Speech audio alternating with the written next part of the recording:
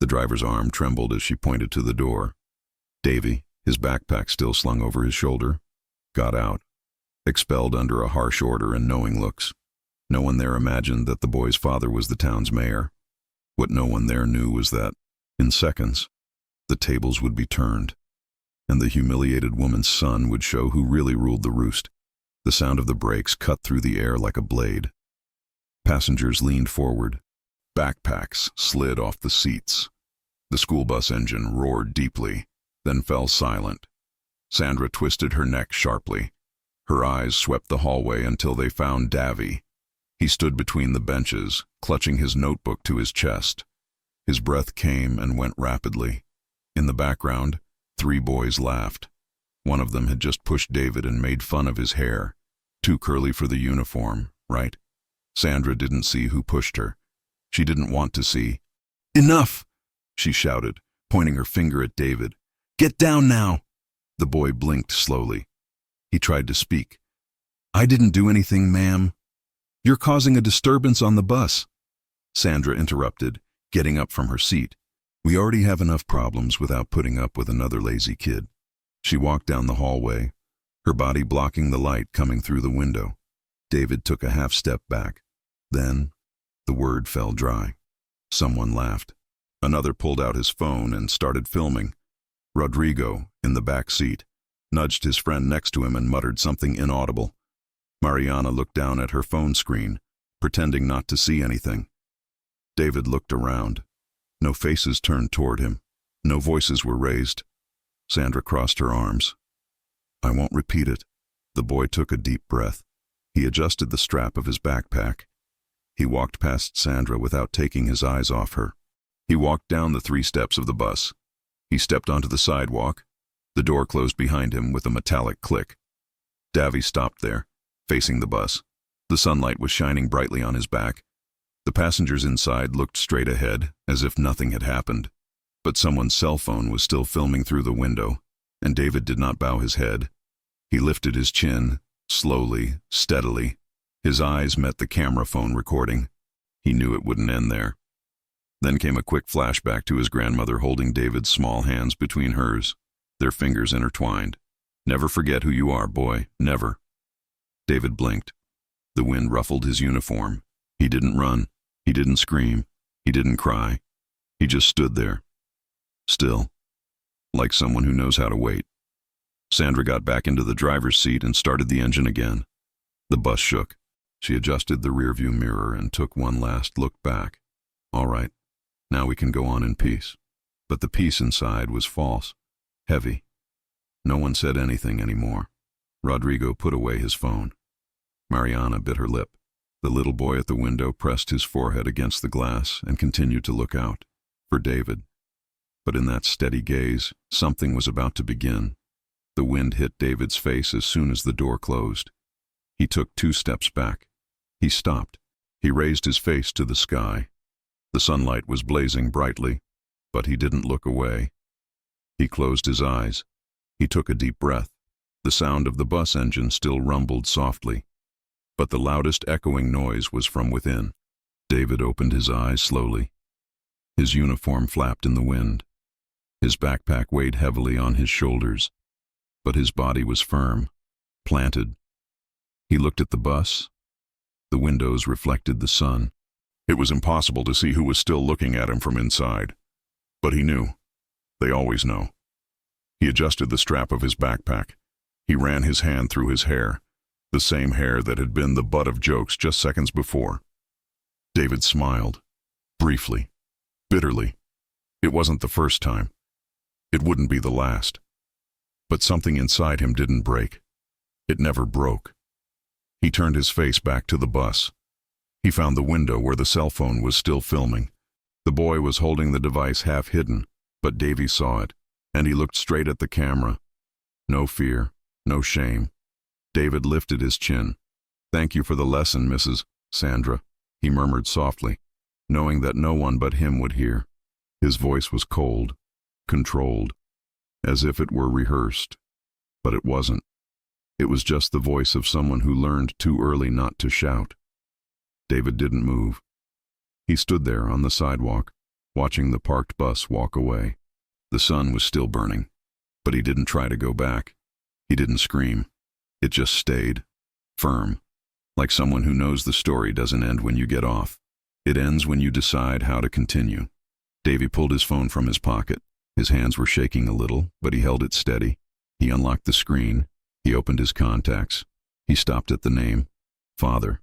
His finger hovered over the call button. He hesitated, not because I was afraid, but because I knew what was coming next.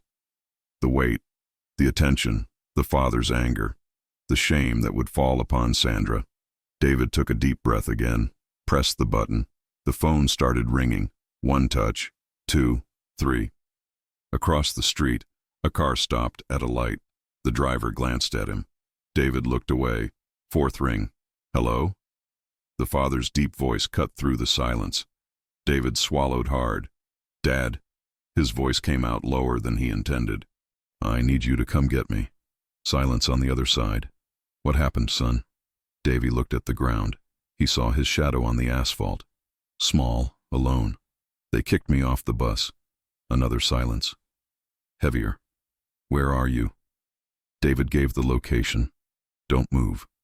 I'm leaving now. The call dropped. David put away his cell phone. He crossed his arms. He waited. The wind blew again, stronger this time, and he remained standing. The boy knew exactly what to do. Wait. Inside the bus, the air became heavier. Sandra returned to the driver's seat. She adjusted her seatbelt. She looked in the rearview mirror. No one spoke. The silence inside wasn't peace. It was complicity. Rodrigo, in the back seat, gave a nervous laugh. Short, forced, as if he wanted to break the tension but didn't know how. The friend next to him poked him in the ribs. Stop, man. Rodrigo stopped, but the smile still trembled at the corner of his mouth. Mariana, 3 rows ahead, stared at her phone. The screen was blank. She was just pretending to be busy. Her fingers clutched the phone's case, too tightly. A middle-aged woman sat near the window, clutching her purse in her lap like a shield. Her eyes darted away whenever anyone glanced her way. She had seen everything, but she wasn't going to say anything. I never said. A man in a suit, near the door, checked his watch. He sighed. He crossed his arms. He turned his face to the window, as if the delay was the only problem there. At the back of the bus, a small boy, maybe 7 years old, pressed his forehead against the window. His eyes followed David outside. He didn't quite understand what had happened, but he felt it. Something wrong, something heavy. His mother, sitting next to him, pulled his arm the boy's food. Turn around. The boy obeyed. But before turning around, he gave one last look. For David. Sandra slammed her hand on the steering wheel. Okay. Now we can move on. She started the engine. The bus began to move slowly. The wheels squeaked on the asphalt. Rodrigo unlocked his phone. He opened the video he'd recorded. He watched it for a few seconds. He stopped. He looked around. He locked the screen. I wasn't going to post. Not now. Mariana bit her lip. She felt the lump in her throat tighten. She wished she had said something. Anything. But he didn't say. And now it was too late. A teenager, headphones in, took one earpiece off. He looked at Sandra, then at the empty hallway where Davy had been. He shook his head. Slowly. He put the phone back in. The woman with the bag let out a low sigh, almost inaudible, as if she was relieved it was over, for not having to choose a side. The man in the suit checked his watch again. He typed something on his phone, a work message. Nothing about what he had just witnessed. Sandra adjusted the rearview mirror once more. Her eyes swept over the passengers. No one stared back. She smiled, briefly, satisfied, as if I had done the right thing. The bus picked up speed. Trees sped past the windows. The sun streamed in streaks of light. But inside, everything remained dark. The little boy turned his head again. Just a little. Enough to see David growing smaller and smaller on the sidewalk. His mother didn't notice. Nobody noticed. Because nobody wanted to see. Rodrigo put his phone in his pocket. Mariana locked the screen. The woman clutched her purse. The man checked his watch, and the bus continued, as if nothing had happened. If you've ever seen something like this happen and remained silent, comment below. Nobody there knew that silence has a price. Then came another flashback. 6 o'clock in the morning. The small kitchen smelled of burnt coffee. David's mother, Helena, stood at the ironing board. The iron glided slowly over her son's navy blue uniform. Steam rose. She wiped the sweat from her forehead with the back of her hand. The sunlight hadn't fully risen yet, just that faint light coming through the window. Davy was sitting at the table, notebook open, pencil in hand. But his eyes followed his mother's movements. She didn't speak, but he knew what that silence meant. Tiredness. Helena folded the uniform carefully and placed it on the chair. She turned to her son. Coffee's ready. Eat before it gets cold. David nodded. She poured his cup. Her hand was shaking a little, but she smiled. Always smile. The front door opened, the sound of keys jingling on the keychain. Luis Amaral entered, dark gray suit jacket, impeccable tie, folders under his arm, his city hall badge hanging from his pocket. He stopped when he saw his son. Are you awake yet, champ? David lifted his face. Yes, father. Luis walked to the table. He put down the folders. He ran his hand over the top of his son's head. Then he leaned in and kissed him there, slowly, with force, as if he knew that gesture mattered. Remember what I always tell you. David closed the notebook. A child of black people can't go wrong. He'll have to be 3 times better. Louise smiled, but it was a sad smile. Exactly. Helena turned her face away. She didn't want her son to see her teary eyes. Louise took his badge from his pocket. The name was printed in large letters, Mayor Luis Amaral. He placed the badge on the table in front of David. This didn't fall from the sky, son. Every letter of this name was earned through struggle, through swallowed humiliation, through doors slammed in our faces. Davy looked at his name tag. He ran his finger over his father's name. I know, Dad. No? Louis squeezed his son's shoulder. You don't know yet, but you will learn. Helena dried her hands on the dish towel. She turned around. Louis, he needs to know, Helena. His voice was firm. The outside world won't pity him. It doesn't matter how many times I sit in that chair. To them, he'll remain just another black boy. David swallowed hard. Louis crouched down in front of his son. They were at the same height. But you never lower your head. Understand? Never. David nodded. Yes, sir. Louis cupped his son's face with both hands. His thumbs brushed against Davy's cheeks. You are my son. You carry my name. And that means something. Helena turned her face away again. Louis stood up. He picked up his folders. He straightened his tie. I'll be late today. Meeting with the governor. Helena nodded. Louis stopped at the door. He looked back. Take care of our boy. I always did, she replied softly. The door closed. Davy stared at the badge on the table. The kitchen light hit the plastic and reflected. He took the badge and put it in his backpack pocket, like someone who keeps a shield. Helena put her hand on his shoulder. Go, son, or you'll miss the bus. David stood up. He hugged his mother tightly. She closed her eyes. She hugged her son to her chest. You are stronger than you think, she whispered. Davy released the hug. He picked up his backpack. He left. The door knocked lightly. Helena stood there, alone, in the kitchen that smelled of burnt coffee, and he prayed softly, so that the world wouldn't break her son. That boy carried much more than notebooks in his backpack. Sandra could see the passengers behind her, heads down. No one spoke. She let out a sigh, loud, theatrical, as if she were the victim. That guy always plays the victim, she said, her voice cutting through the silence. Then he's there on the news, involved in a robbery. The sentence fell hard. Mariana tightened her grip on her phone. Rodrigo looked away. The man in the suit didn't even blink.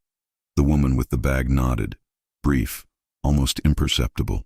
But Sandra saw, and he smiled. I know this story well, she continued, adjusting the mirror. It starts with whining at school. It ends with handcuffs. No one answered, but no one confronted her either. And silence was considered approval. A teenager in the second row took off his earphones. He looked at Sandra, then out the window. He thought about saying something, but he didn't speak. He put the phone back. Sandra tapped the steering wheel lightly. Her ring made a metallic sound against the plastic. We work like crazy. We wake up early. We fight traffic. We put up with rude people. And then we have to put up with lazy people who don't respect the rules. She turned her face back. Her eyes swept over the faces. Does anyone here disagree? Silence. The woman with the bag cleared her throat, quietly, as if she were going to say something. Sandra glanced over. Straight. Sharp. The woman swallowed her words. She looked straight ahead again. Sandra smiled again. That's right. We know how it is. Rodrigo fiddled with his phone. He opened Instagram. He scrolled through his feed without seeing anything, just to appear busy. Mariana took a deep breath. She could feel her heart beating fast. She wanted to get down. She wanted to scream, but he did nothing. The little boy in the back rested his head on his mother's shoulder. She ran her hand through his hair, slowly, protectively, but he didn't say anything. Sandra stepped on the accelerator. She started to go faster. Trees sped past the windows. Sunlight streamed in. That kid thinks he can do anything, Sandra muttered, more to herself than to the others. But he can't. The bus picked up speed. Rodrigo locked his cell phone. He put it in his pocket. He looked out the window. He thought of David, alone on the sidewalk. He thought about the video he recorded, thought about deleting, but it didn't go away. Mariana bit her lip so hard she tasted blood. The woman with the bag closed her eyes, as if praying, or as if trying to forget. The man in the suit typed another message. Work. Always work. Nothing about what I had seen. Nothing about what I had heard. Sandra adjusted the rearview mirror once more, satisfied, as if justice had been done. The bus continued, and the silence, too. But outside, the sound of wheels on gravel announced the end of the silence. Wheels on gravel. A car braking. A door opening. The sound arrived before the image. Wheels on gravel. Sudden braking. Metal against stone. David turned his head. A black sedan parked across the street. Shiny. Impeccable. The kind of car that couldn't go unnoticed. The back door opened. Slowly. David took a half-step back, instinctively. His eyes narrowed against the sun. But then he recognized it. The dark gray jacket. The impeccable tie. The erect posture. Good. Luis Amaral got out of the car. He closed the door firmly. He didn't run. He didn't shout. Just walked. Direct. Firm. Like someone who knows exactly how much weight they're carrying. He passed David. He didn't speak. But he touched his son's shoulder. Briefly. Heavily. As if to say, I am here.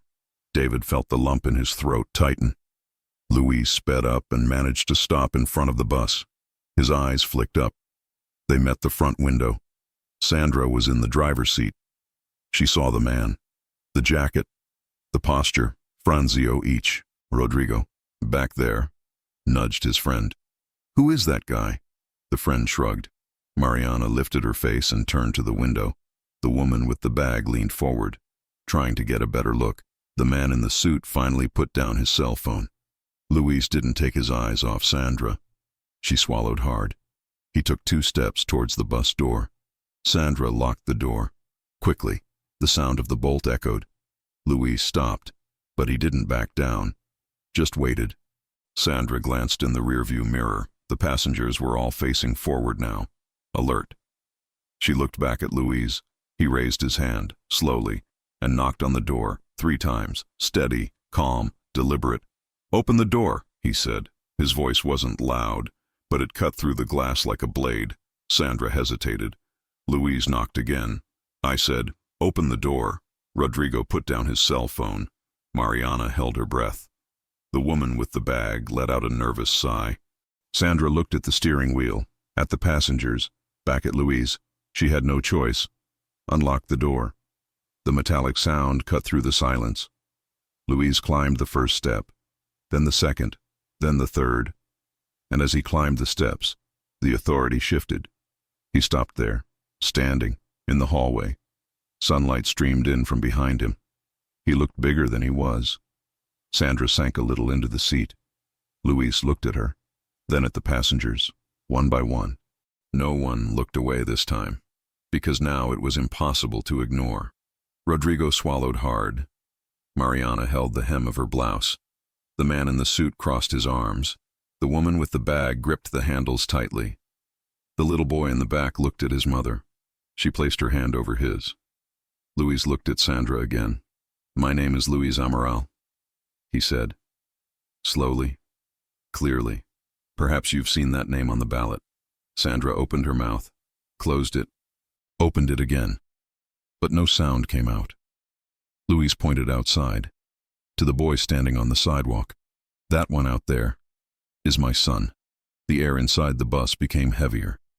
Rodrigo dropped his cell phone on his lap. Mariana covered her mouth with her hand. The woman with the bag closed her eyes. Sandra turned pale. Outside, David remained standing, firm, staring, and for the first time since he got off that bus, he wasn't alone.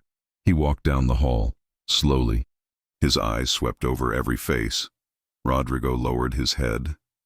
Mariana held her breath. The man in the suit uncrossed his arms.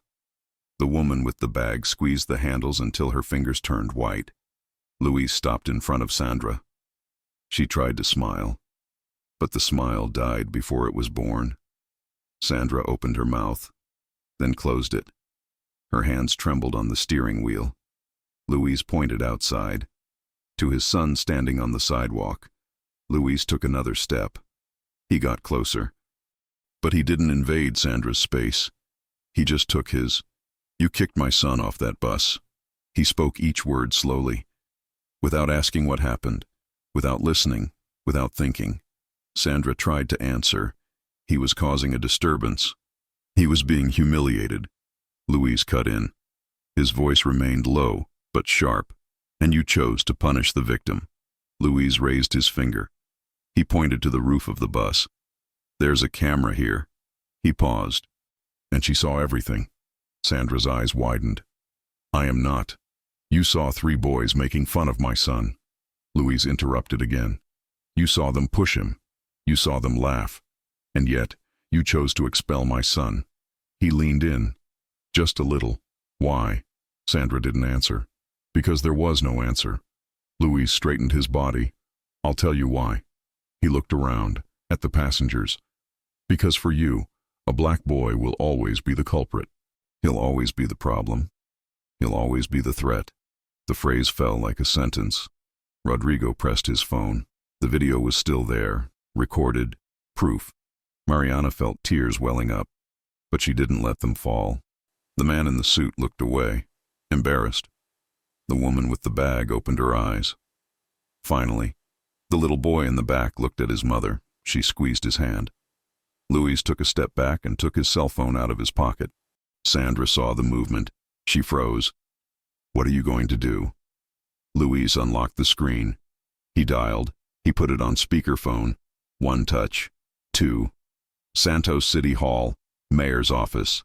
The female voice echoed through the bus. Sandra closed her eyes. Louise spoke clearly, directly. "It's me. I want driver Sandra Oliveira suspended immediately.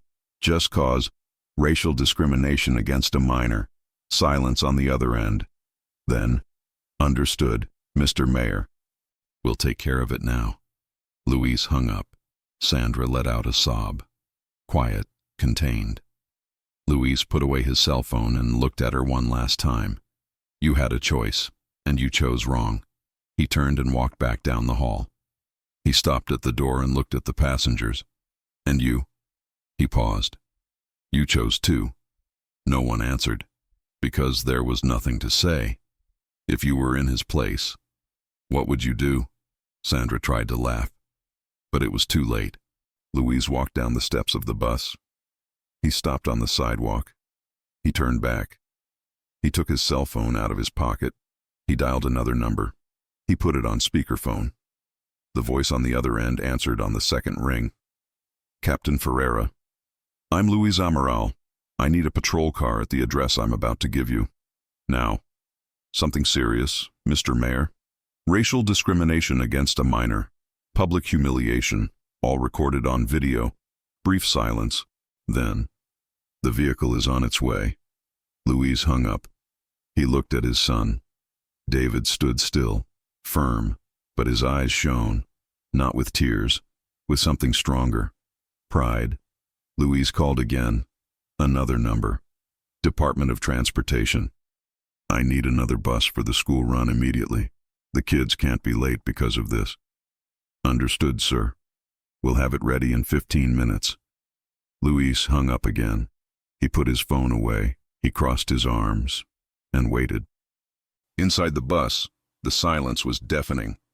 Sandra remained in the driver's seat. Her hands were shaking. She tried to stand, but her legs wouldn't budge. Rodrigo looked at his phone. The video was still there. He took a deep breath. He opened the app. He sent the video to a number, for the city ombudsman number. Mariana stood up. Slowly, she walked to the front of the bus. He stopped next to Sandra. I saw everything, she said. Her voice was shaking, but it was firm. I saw the boys push him. I saw them make fun of his hair. And I saw you kick out the one who didn't do anything. Sandra looked at her, but didn't answer. The man in the suit also stood up. He walked to the door. He got off the bus. He stopped in front of Luis. Mr. Mayor. He extended his hand. My name is Alberto Mendez, lawyer. If you need a witness, I'm here. Luis shook his hand. Thanks. Alberto nodded. He turned to the bus. He looked inside. This shouldn't have happened. The woman with the bag also got up. She got out. She stopped next to Mariana, who was already on the sidewalk. I saw it too, she said softly. And I didn't do anything. The tears came down. Sorry, kid. She looked at David. I should have told you. David nodded, briefly, but not angrily, because anger wouldn't change anything. The little boy in the background looked at his mother. Mom, can we go down too? She hesitated. Then she nodded. They went down together. They stood next to the others. Rodrigo was the last. He stopped in front of David. I recorded everything. He showed his cell phone. I already sent it to the ombudsman. They'll take a look. David looked at him. Then he smiled. Briefly. It cost. In the distance, the sound of sirens. The police car appeared around the corner. It stopped next to the bus. 2 police officers got out. Luis went over to them. He explained everything. He showed them where the bus's camera was. One of the police officers came up and spoke to Sandra. She cried, but it didn't change anything. The second bus arrived. New. Clean. The children began to climb up. One by one. Mariana went upstairs. Alberto, too. The woman with the bag. The little boy and his mother. Rodrigo. All, except Sandra. David was the last to climb up. He stopped at the door. He looked back. For the father, Luis nodded. Go, son. David went up. If this story touched you, share it. Someone might need it. And David returned. But it was no longer the same bus. David walked down the aisle of the new bus. Slowly, steadily. Everyone's eyes followed his steps. But this time, it wasn't fear. It was respect. He passed Mariana. She smiled. Briefly. He nodded. He walked past Rodrigo. He raised his fist. Discreetly. Davi did the same. He passed the woman with the bag. She looked down, embarrassed. But inside there was something different. Repentance. David walked to the back. He sat down next to the window. The sunlight was shining brightly. It touched his face. It illuminated it. He opened his backpack. He pulled out his father's badge.